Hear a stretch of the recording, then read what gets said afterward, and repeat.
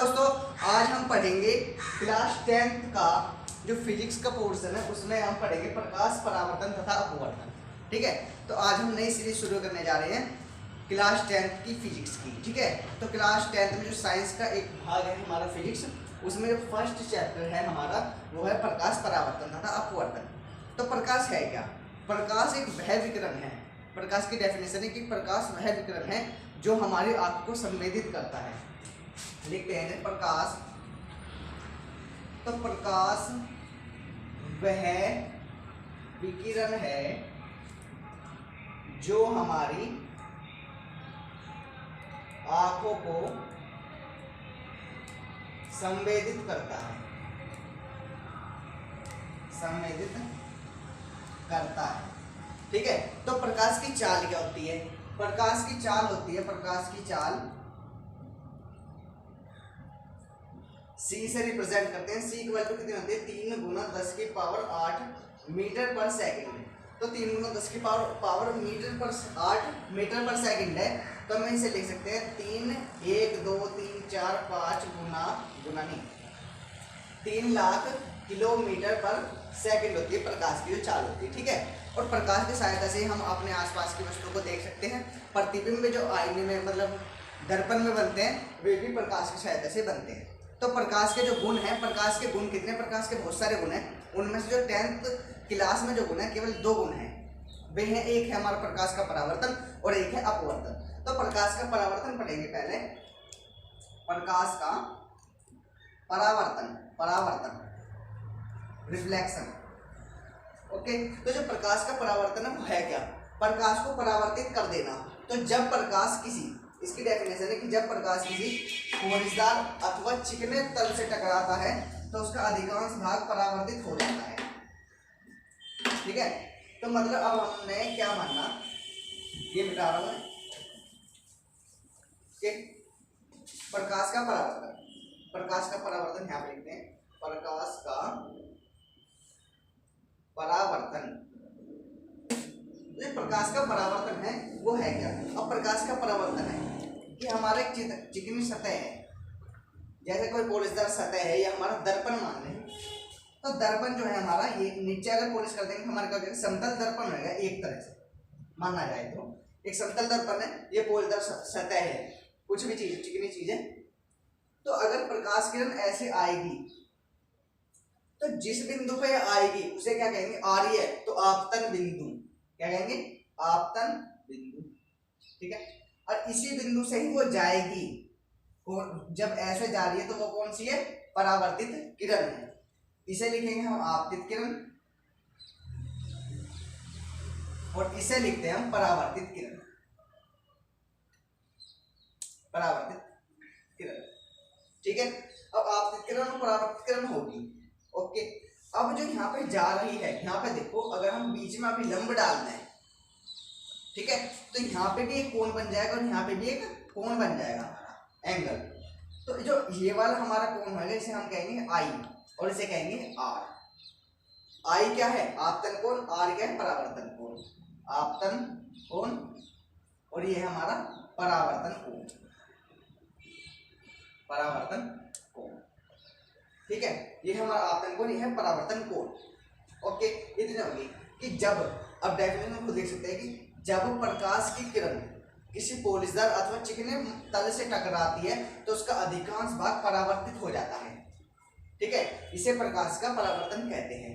अब प्रकाश के अपवर्तन के परावर्तन के 2 नियम है। अपवर्तन के परावर्तन के 2 नियम है, कौन कौन से हैं? तो परावर्तन का जो पहला नियम है ये देखो यहाँ पर आपतन कोण है, परावर्तन कोण है, तो जितना आपतन कोण होगा उतना ही परावर्तन कोण भी हमारा होता है। तो हम एक नियम यही लिख देंगे कि आपतन कोण सदैव परावर्तन कोण के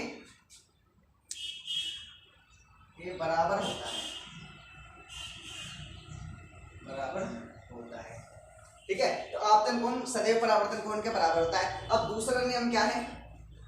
जो हमारा ये दर्पण है, तो दूसरा नियम यहाँ पर देखो कि आपतित किरण, परावर्तित किरण और आपतन बिंदु पर अभिलंब आपतन बिंदु ये है, अभिलंब ये है, तीनों एक ही तल में होते हैं। ठीक है, तो आपतित किरण, पहले बोलो आपतित किरण, आपतित किरण, परावर्तित किरण,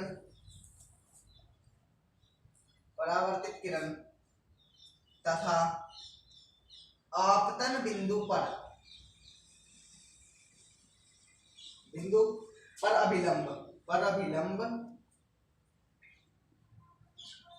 तीनों एक ही तल में होते हैं, तीनों एक ही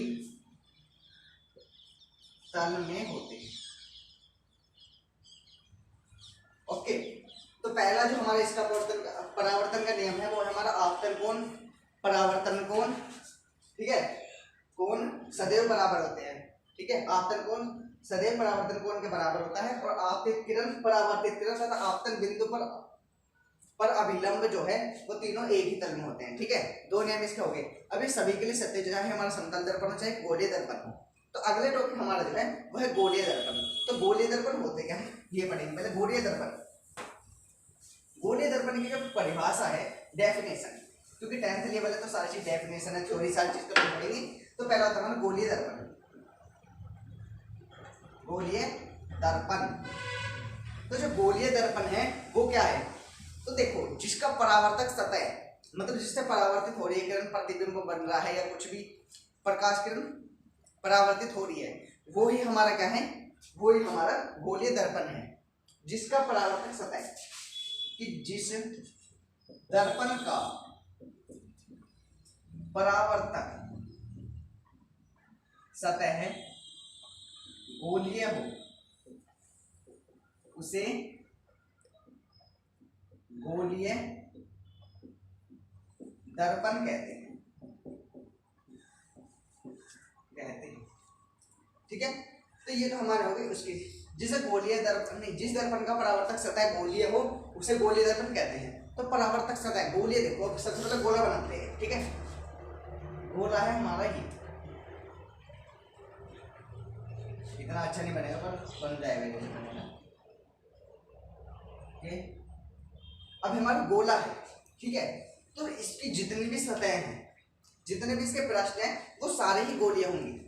ये ऊपर का देखो ऐसे करा तो ये भी गोलीय है, ये भी गोलीय है, ये भी, चारों गोलीय हैं इसके। ठीक है, तो अब हमारे जिसका भी पृष्ठ गोलीय होगा वो कौन सा गोलीय दर्पण होगा।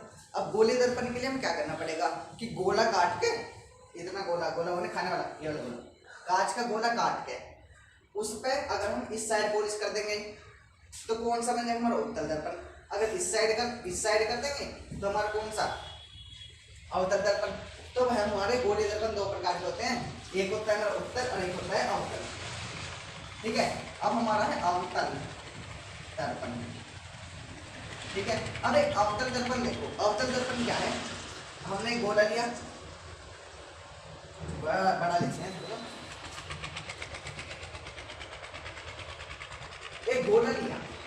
ठीक है, अब जिसमें जिस गोलीय दर्पण में इसकी वो है, जिस गोलीय दर्पण में, कोई सा गोलीय दर्पण हो, जिस गोलीय दर्पण में, ठीक है, परावर्तक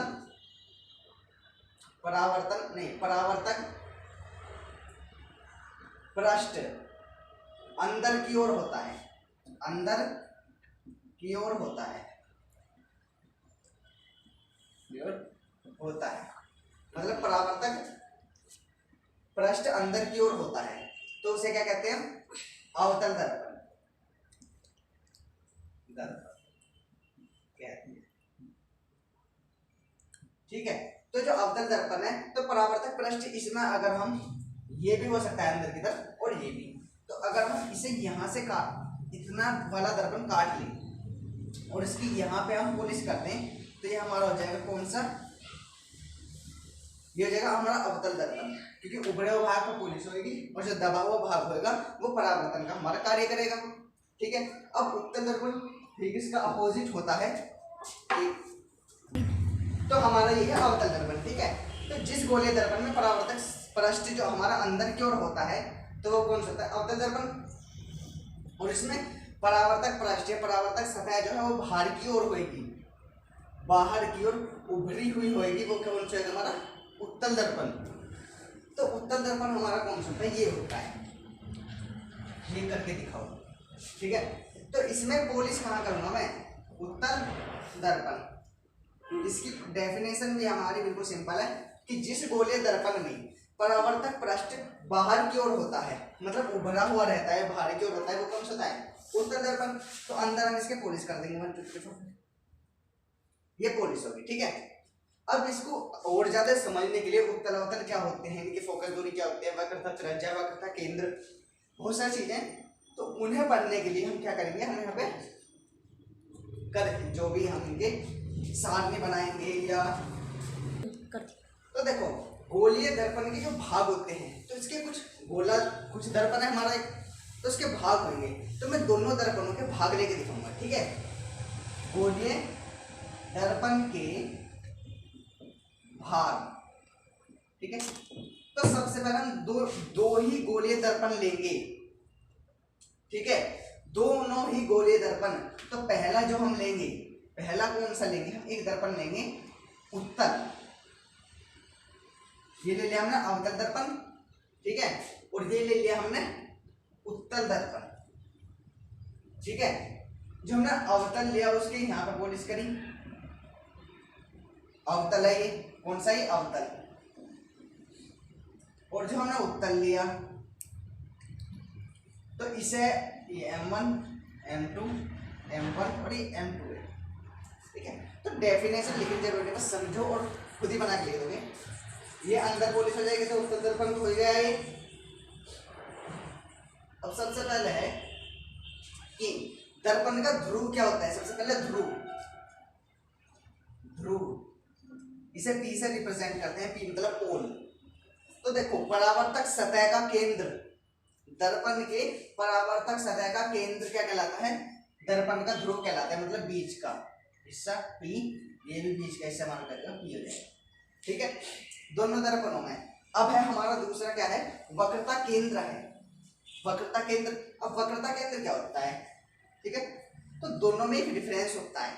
क्या डिफरेंस होता है, जो गोला है, मतलब गोलीय दर्पण है हमारे, वे गोले में से काटे जाते हैं, गोले के भाग होते हैं, पर जो वक्रता केंद्र है वो हमारा गोले का दर्पण का भाग नहीं होता।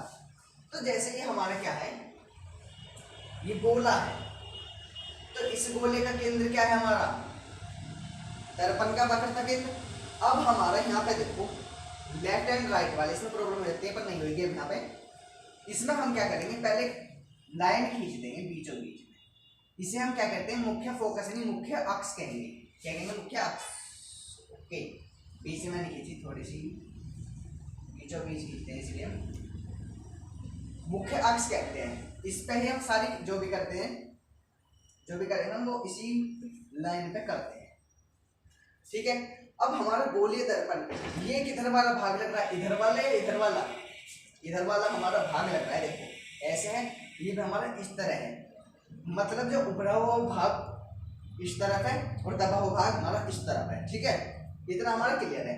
तो इसमें जो वक्रता केंद्र होगा, वक्रता केंद्र क्या होता है हमारा, कि जिस गोले में से दर्पण को काटा गया, अलग किया गया, उसका केंद्र बिंदु क्या कहलाता है हमारा, दर्पण का वक्रता केंद्र।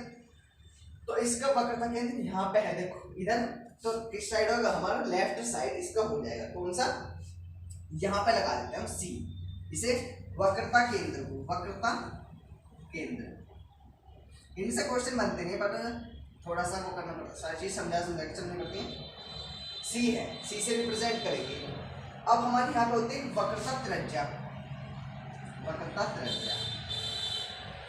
तो हमें गोले की डेफिनेशन, जो मतलब वृत्त है हमारे, उसकी डेफिनेशन पता है कि मध्य बिंदु मतलब केंद्र से दूरी क्या कहलाती है हमारी, त्रिज्या कहलाती है। कहीं की भी दूरी क्या कहलाती है हमारी, त्रिज्या। तो हमारी P क्या है, दर्पण का एक तरह से केंद्र मान लो, नहीं ये हमारा क्या, ये मान लो, तो यहाँ से यहाँ तक की दूरी क्या कहलाएगी, PC, पर्सनल कंप्यूटर नहीं, PC मतलब दर्पण के ध्रुव से वक्रता केंद्र की दूरी क्या कहलाएगी हमारी, वक्रता त्रिज्या कहलाती है। अवतल दर्पण में होगा। अब उत्तल दर्पण में ये चीज देख लो, उत्तल दर्पण में भी बिल्कुल सिंपल है, पीसी कह लो या आर भी हो सकती है, आर कहते हैं वैसे, पीसी इसका मतलब लंबाई मापते हैं। अब यहाँ पे उत्तल दर्पण की देखते हैं हम, ये क्लियर है। उत्तल दर्पण की जो हमारी है लंबाई, ये देखो ये उत्तल दर्पण हमने ऐसे काट दिया, काट दिया, तो इसकी जो वक्रता त्रिज्या किस साइड होगी, आगे होगी इसके, तो सी यहाँ पे लिख देंगे, और वक्रता त्रिज्या क्या होगी, आर यहाँ से यहाँ तक हो जाएगा। इतना क्लियर है दोनों दर्पण में। फिर जो हमारा एक चीज होती है मुख्य अक्ष, क्या होती है कि दर्पण के ध्रुव से वक्रता केंद्र तक जाने वाली रेखा जो होती है, एक सरल रेखा, देखो इधर भी ध्रुव है इधर भी ध्रुव है, दोनों तरफ हमारा ध्रुव है, तो यहां से यहां तक की दूरी को क्या कहेंगे, बीचों बीच से जा रही है मुख्य अक्ष है दोनों तरफ, ठीक है। अब हमारा है तीसरा है मुख्य फोकस, मुख्य फोकस, ठीक है। तो मुख्य फोकस की जो डेफिनेशन है कि जो अवतल दर्पण में समांतर आने वाली किरणें, ये हमारा एक अनंत है, अनंत मान लिया हमने यहाँ से, तो अनंत से जो किरणें आ रही है हमारी, ये समांतर यहाँ पाई, एक दूसरी किरण यहाँ पाई, समांतर है मुख्य अक्ष के, किसके समांतर है, मुख्य अक्ष के समांतर है,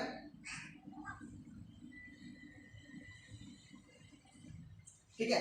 अब हमारे मुख्य अक्ष के समांतर है, तो ये जिस बिंदु पर मिलेगी, ये जिस बिंदु पर मिलेगा प्रतिबिंब बनाएंगी, वो क्या आएगी, इसकी मुख्य फोकस होगी। मुख्य फोकस यहाँ पे काट दो, यहाँ पे दोबारा काट दो, यहाँ पे ये काट दो, और फिर भी ये यहाँ पे काट दो, तो सारी किरणें पहले ऐसे गई, फिर ऐसे आ गई, ऐसे गई, ऐसे आ गई, ऐसे गई, ये तो मुख्य अक्ष ये हमारी किरण एक ऐसे जाएगी और ऐसे चली जाएगी, ऐसे जाएगी और ऐसे, जिस बिंदु पे मिल रही है वो क्या कहलाता है, मुख्य फोकस है। तो जो हमारा ये मुख्य फोकस है हमारा, यहाँ पे समांतर जो किरण गई, ठीक है, वहां से परावर्तित होंगी, तो जिस बिंदु पे मिलेंगी आगे, ठीक है, वो क्या कहलाएगा, इसका मुख्य फोकस कहलाएगा, ठीक है, क्या कहलाएगा, मुख्य फोकस कहलाएगा। तो मुख्य फोकस क्या है हमारा, ये है एफ, और मुख्य ध्रुव से फोकस दूरी क्या होती है हमारी, फोकस दूरी,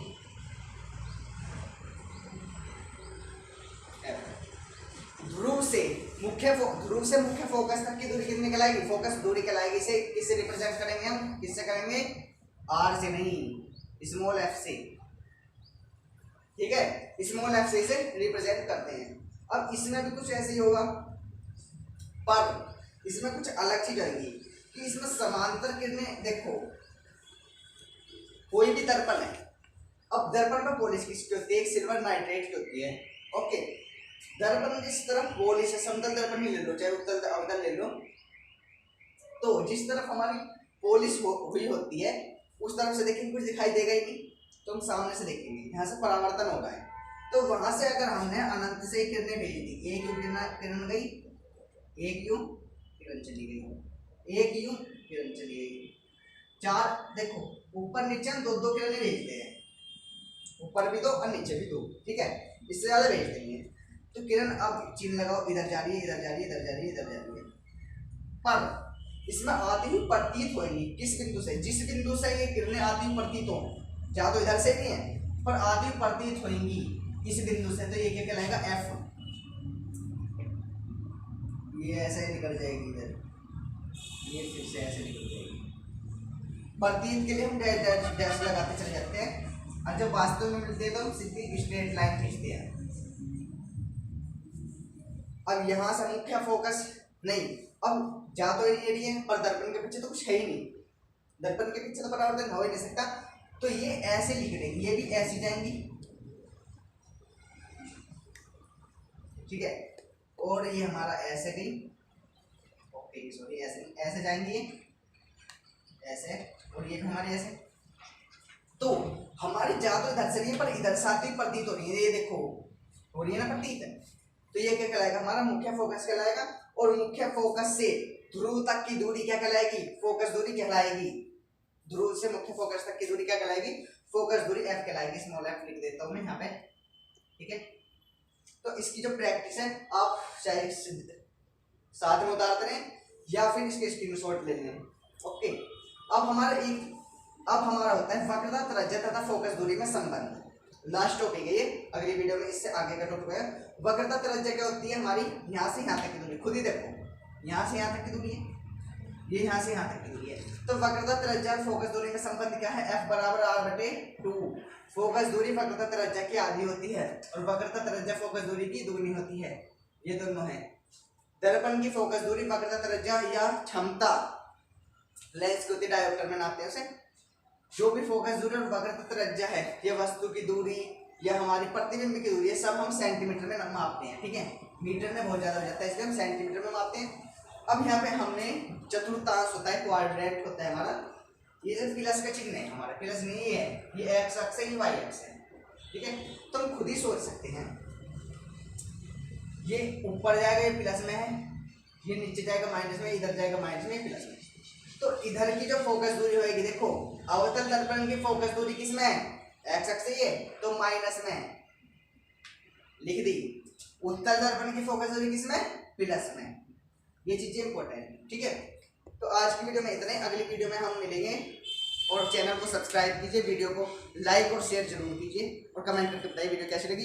अब मिलेंगे अगले टॉपिकों के साथ, ठीक है। Thank you.